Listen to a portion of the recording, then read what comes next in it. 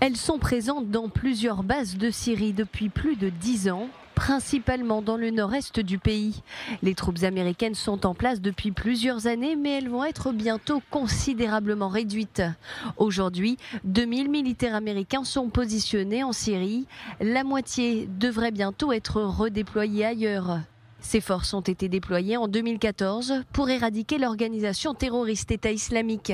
Après la chute de Daesh, leurs objectifs ont évolué. Les soldats américains sont aujourd'hui chargés d'empêcher le retour de Daesh. Ils jouent donc un rôle de dissuasion et de stabilisation. Le retrait d'une partie des troupes américaines inquiète les pays de la région, Israël en tête.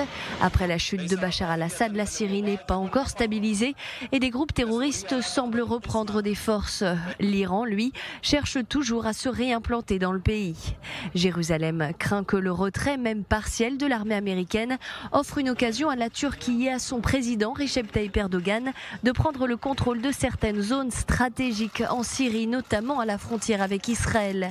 Même si en coulisses, Israël et la Turquie continuent de discuter afin d'éviter des tensions en territoire syrien.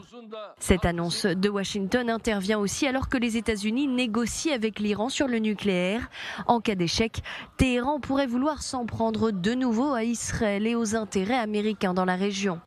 Cette diminution de la présence américaine dans l'est de la Syrie pourrait aussi permettre à l'Iran et au Hezbollah de renforcer leur contrôle, notamment sur la production et la contrebande d'armes.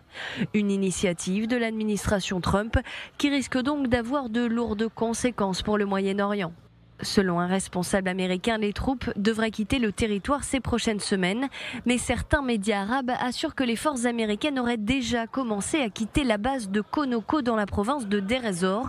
Un premier convoi de plus de 70 véhicules aurait quitté la base il y a une dizaine de jours. Un autre convoi de plus de 200 véhicules serait lui parti en début de semaine.